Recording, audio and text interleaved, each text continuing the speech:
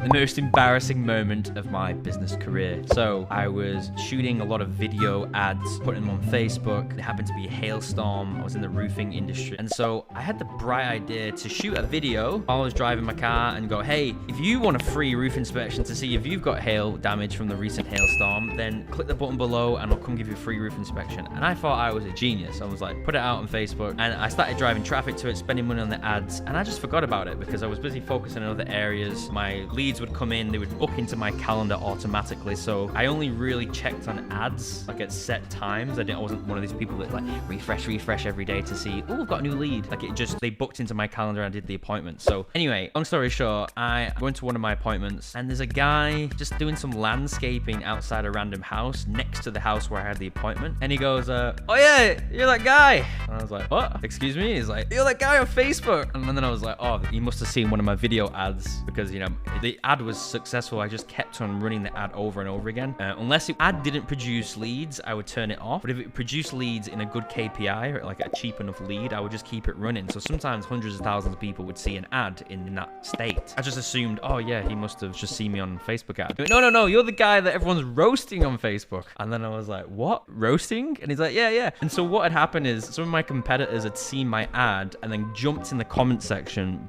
and stoked a massive troll fire by going, look at this guy putting the community at risk.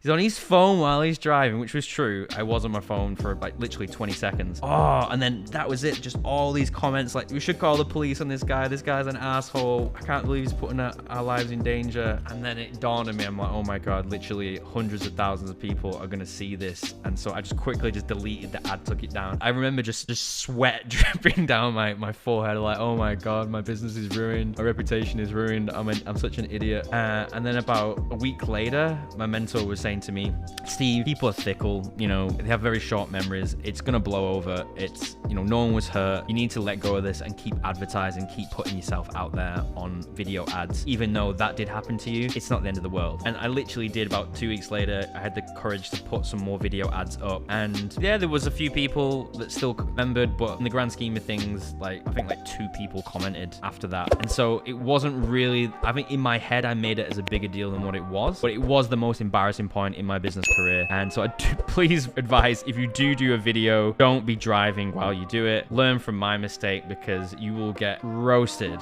And just as a side note as well, I want to draw on the difference between like genuine trolls where you actually have done something that you shouldn't have done, and then trolls, people that will just hate on you regardless of what you do. And so it's really important not to let yourself be upset or affected by the trolls that are just going to comment on your video ads and give you abuse. Most of the time, it's actually just they're coming from a space of they're just keyboard ninjas where they have sad, pathetic lives, and then it gives them some significance by pulling someone down like crabs in a bucket. There's no consequences for them attacking someone anonymously online, being a troll. Don't get down by the actual real trolls. If you've done something wrong though, and you made a mistake, then fair enough, you know, take it on the chin. But one little tip when it comes to trolls, I actually hire someone in my business, a contractor, and they have access to my Facebook, and they go through every day and they delete, block, report, and reply to any trolls. I don't even look at it anymore. I don't look at the good comments and I don't look at the bad comments. And that's a good thing for your own mental health because especially if you're a business owner and you're quite sensitive,